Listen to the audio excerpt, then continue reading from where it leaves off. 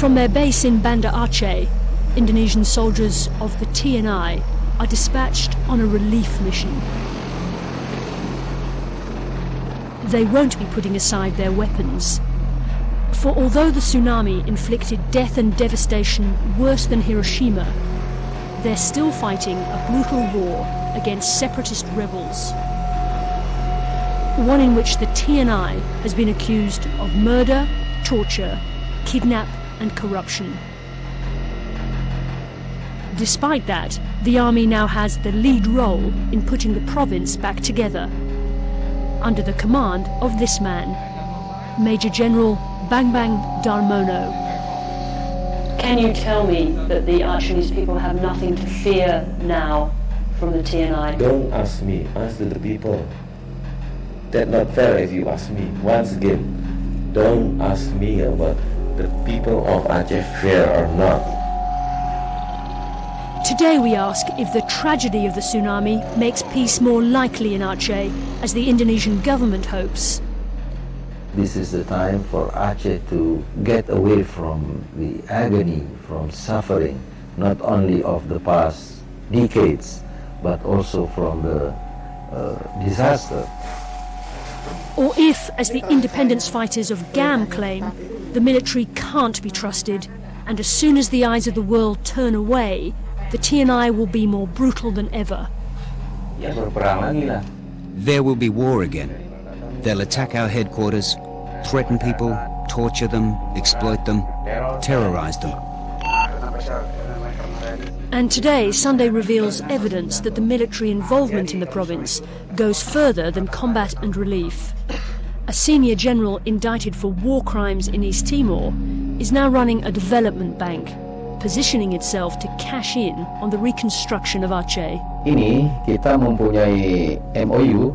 We have a memorandum of understanding with the local government in Malabo, which has asked us to relocate the town, and we've been asked to create a master plan for that relocation. Kita diminta bantuan untuk membuat grand plan dari relokasi tersebut.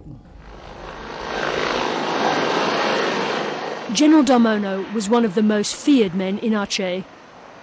Trained at the Australian Army's Jungle Warfare School and at Staff College in Canberra, he used those skills, commanding the counter-insurgency operation here to suppress the independence movement. He was given the task essentially of implementing martial law in Aceh, and that was a very bloody process.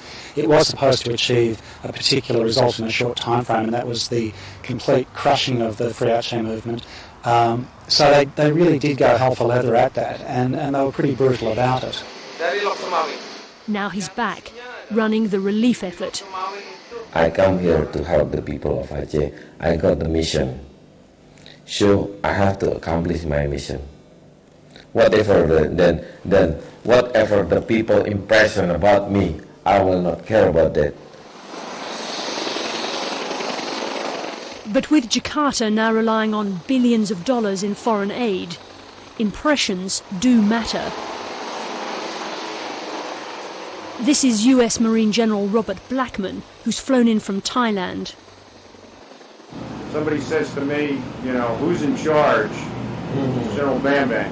Yeah. You know, I mean, I hear your name spoken in my headquarters in Uditpao all day long. I mean, you've got an incredible responsibility. General Darmono is both the diplomatic face of the TNI and the coordinator of a massive logistics exercise that's now losing its foreign military backing.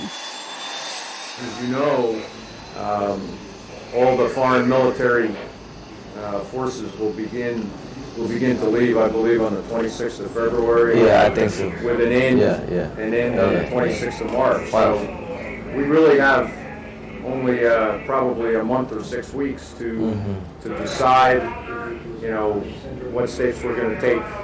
Berarti yang abang maksud ini. General Darmono allowed Sunday into his headquarters to see the sometimes baffling operation here through his eyes. So another vehicle, aircraft. What is it? Aircraft, air cushion vehicle. Air cushion. Air cushion is hovercraft. Hovercraft? Yes, hovercraft. Oh, you bring the hovercraft? Yes, How many? 2. The cleanup of Banda Aceh alone is a huge task. Sarah, sometimes when I'm tired, what in my head is stuck. Really stuck. Something like hang in the computer. And the general is adjusting to his new humanitarian role. We have a mission to build something. Yeah. So, contrary. What do you prefer, destroying or building? Both. Dependent mission.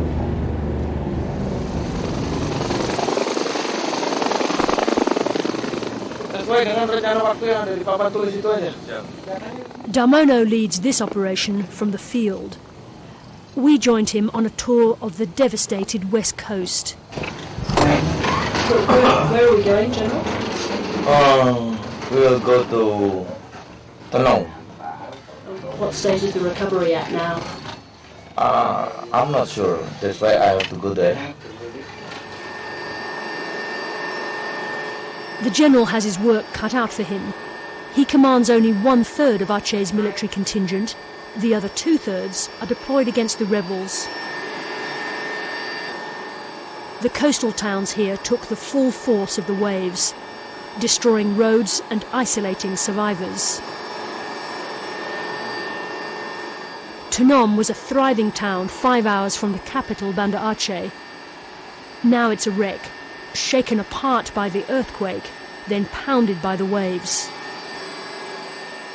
Yeah. For the survivors, General Darmono is their only link to the outside world. How many people were lost here, do you know? It's about 2,000, something like that. Yeah. US choppers ferry in food and supplies. But now the general must decide whether to go on supplying the survivors cut off in destroyed towns or shift them to refugee camps. They will stay here or they have to move another places, all right? Yeah. Then we select which one is better for them. The people, it seems, don't really have a choice. Akan lama lagi. Kita sekarang punya banyak helikopter, tapi sebentar lagi juga sudah harus kita tidak boleh tergantung terus begitu.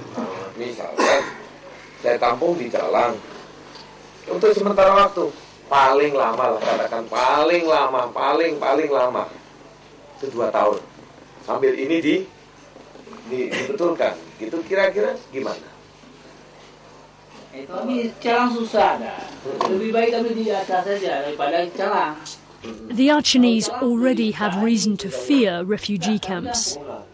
In the past, thousands of people were forcibly moved to clear areas for military operations against the GAM. If the people live in the resettlement while we were working with the reconstruction, I think much easier to deliver food to them, much easier to give them everything to, and of course also to very easy to secure them from the campsite. So it's not true to say that you're going to exploit the potential of the camps to serve the I will not conflict. Once again, my strategy is not that. I think I'm not a gentleman. I'll do that. Even in this town destroyed by the tsunami, the campaign against GAM continues.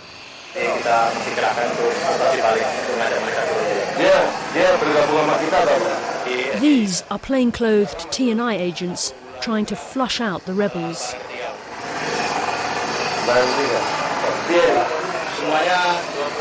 Anak buahmu mana? Tinggal berapa lagi? Tinggal 8 lagi udah turun semua. Sudah turun semua. Oke lah, kita lupakan itu. Sekarang kita bantu manusia, ya. With the people reluctant to move and suspicious of the TNI, it's the general who'll decide their future. And his motives are complex. We are here is to make experience with GAM. And a foreigner will see with another angle. But we have to see in our angle, because whatever in Aceh is my sovereignty. That's why we have to be careful. After the tsunami, the government in Jakarta and the GAM's leaders in exile announced a ceasefire. It didn't last long. This is Lok Na, where the waves left almost nothing standing. Less than 2 weeks after the tsunami, it was the scene of a massacre of civilians by the Indonesian military. TNI soldiers on patrol in a village near here shot dead 5 young men. We can't show you the exact location of the village because the locals now fear reprisals from the TNI if we're seen there. We can tell you that 7 men left the refugee camp in the morning to go back to the village. On the way, they were stopped and questioned by TNI soldiers searching the area for GAM rebels. This interview was filmed surreptitiously because the TNI had already threatened witnesses. 5 of them went when they were summoned. 2 of them ran off. They saw the other 5 being made to stand together and take their clothes off. Then, bang, bang, they fell to the ground. The old man is one of the village elders, living in a refugee camp. When he heard about the shooting, he sent out a group to find the bodies.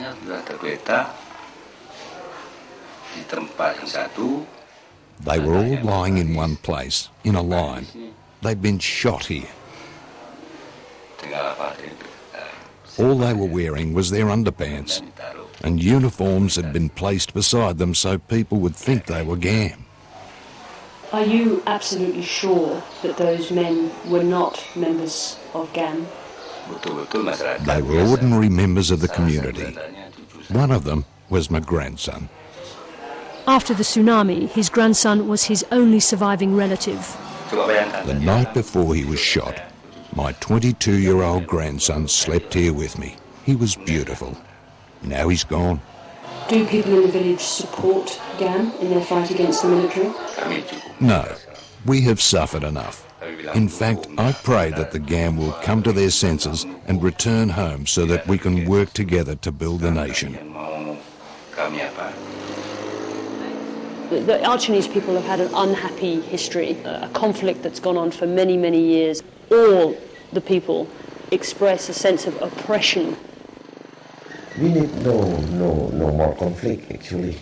For example, GAM need ceasefire. Actually, we don't need ceasefire at all. Why need ceasefire? What does it mean by ceasefire? If we need ceasefire, for example, now stop fire, then after that we start again. That's crazy, you know. We don't need that. What do you need? We need reconciliation.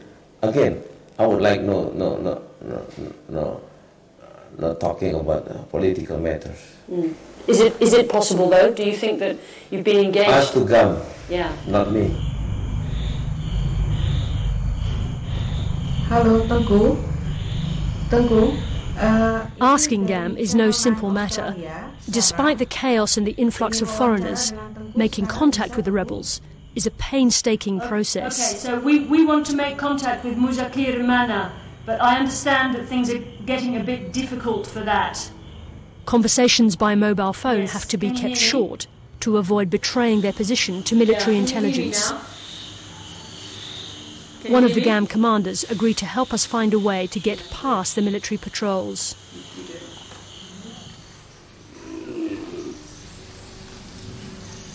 Finally, we were guided out of town by the rebels. The TNI is on patrol throughout this area, so we can't show you the route we took. The rebels had walked from their own encampment to meet us here in this clearing, somewhere in eastern Aceh. There had been clashes with the military only the day before. They're carrying out an operation in the rice fields around Siren right now. Tengku Ek is a commander for the PD region. He says the TNI killed 200 of his men before the tsunami.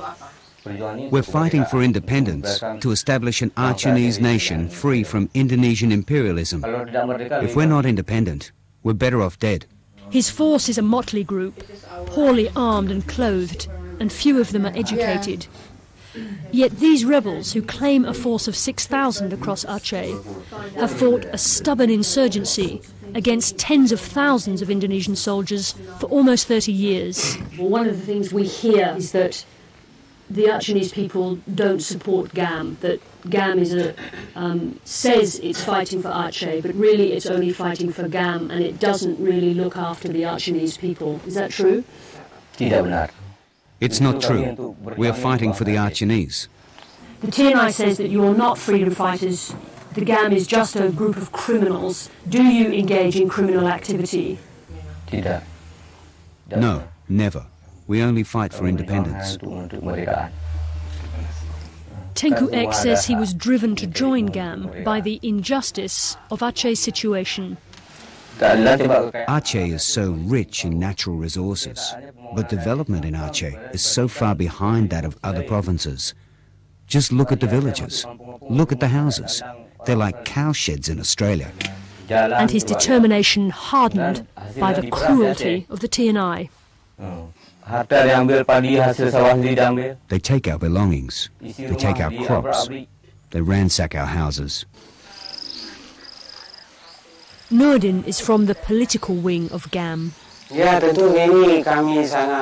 worried about what will happen if the international community leaves, because the Indonesian army will do what they have always done and resort to violence again.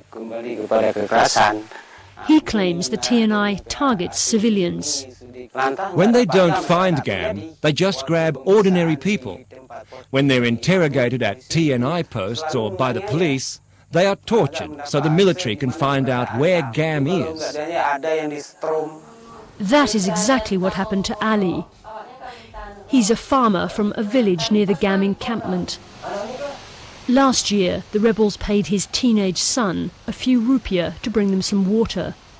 Soon afterwards, the TNI came to Ali's house looking for his son. First I was slapped.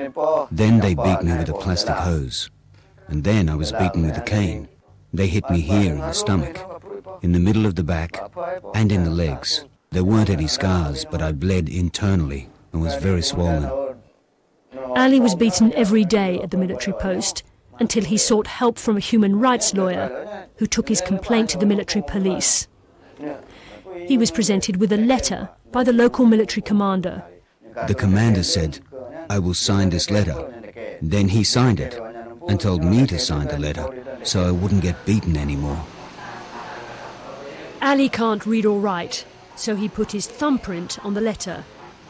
Dated and stamped with the commander's seal, it says, "I guarantee we won't torture you anymore. If we do, you can take us to court." After I signed the letter, they stopped beating me. I can go back to work. It's better than not feeding my children who are hungry. Ali keeps the letter with him all the time. It's a thin protection against the brutality that routinely went unpunished during the military emergency. Damien Kingsbury is an international expert on Aceh. Well, apart from the usual burning of villages, homes, rapes, tortures, disappearances, there's a very large number of documented murders. Something in the order of about 1,500 or so. General Damono told us proudly he'd been to Italy to study human rights and that he'd written a human rights training manual for the military. But when we met very late that night in his headquarters to talk about his own record in Aceh, he wouldn't concede anything. The accusation against you would be that you learnt to talk about human rights, but you didn't go far enough in really protecting them.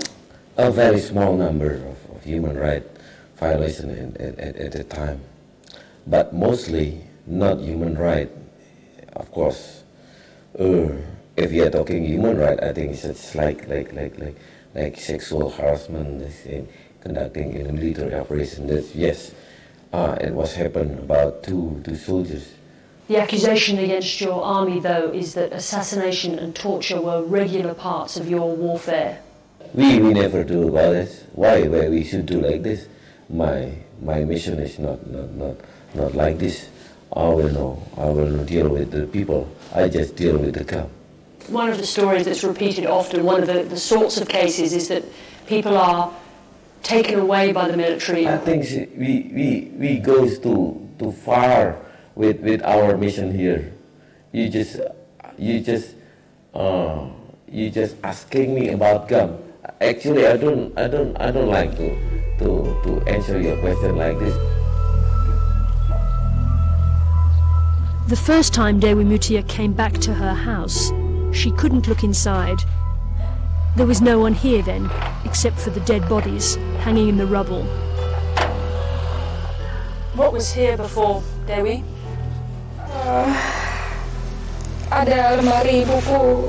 There was a bookshelf. Nazar used to sit here reading.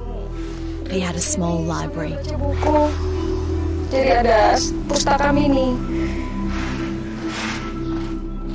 Dewi is very lucky. She and her family were not here when the tidal wave struck.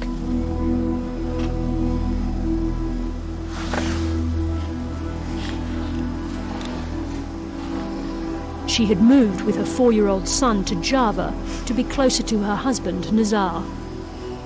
He's in prison there, serving a 5-year sentence for spreading hostility to the Indonesian state. Nazar was not a GAM rebel, but a civilian who led an independence movement called SIRA. SIRA's statements were very, very offensive to the Indonesian government and to the TNI.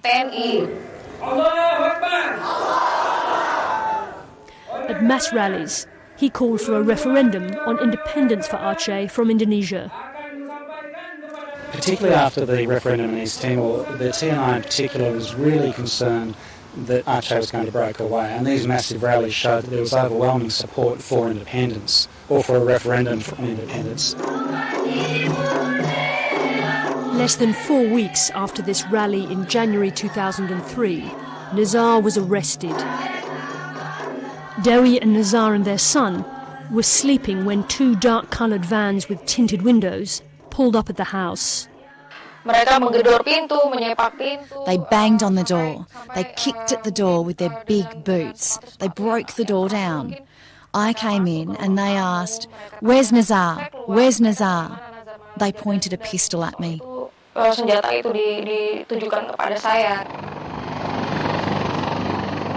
The military was determined to hold Indonesia together at all costs. They also had very practical reasons for not letting go of Aceh. The TNI has to raise 70% of its own budget. Soon after the tsunami, and ahead of other clearing work, the TNI was mobilising to secure its economic interests.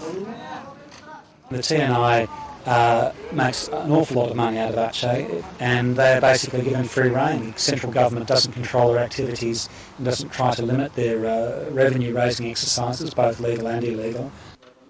That included the giant cement factory Andalus on the devastated coast 25 kilometres from Banda Aceh.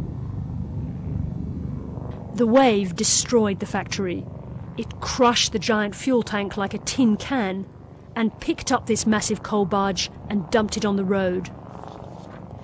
It also wiped out the TNI post, killing 180 soldiers who were paid by the company to defend the factory against the rebels. And I and my member clean up this area. And is there any threat from GAM here? Yeah. Come, maybe, because I don't scare. Yeah. Over there, my friends, Army, Army. In the hills. Yeah, Army, Indonesian Army. Every company, every business in Aceh has or continues to pay the TNI, from the very smallest shop right through to the biggest company. It would be very hard to say precisely how much is coming out of it, but it's certainly in many millions of dollars a year. Near the cement factory, soldiers are starting to rebuild the main West Coast road. Their equipment and material is provided by a Jakarta conglomerate called Acehnese.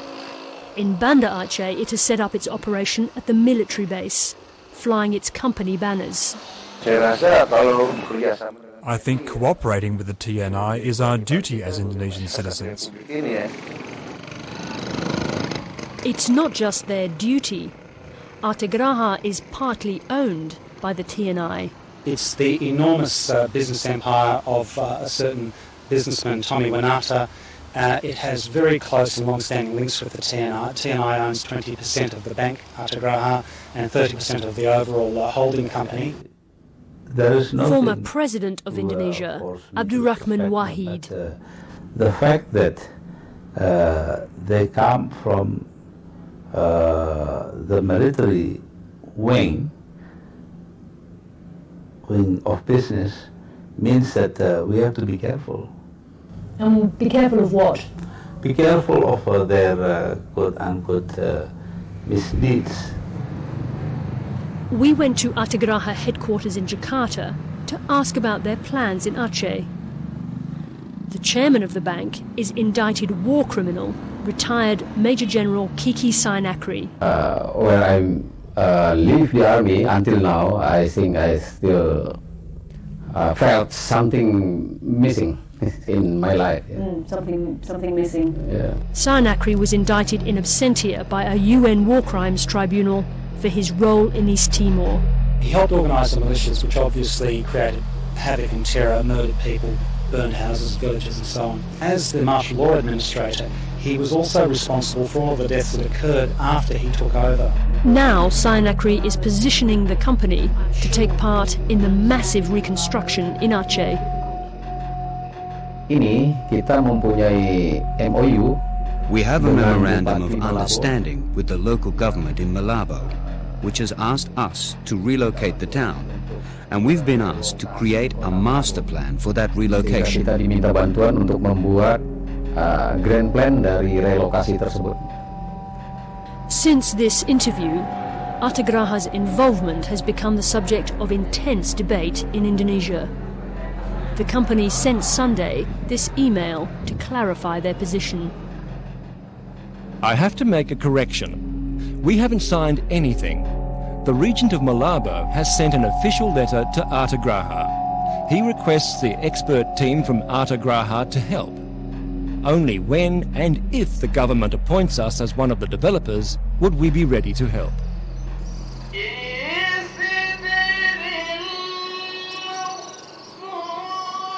The great mosque in Banda Aceh survived the waves.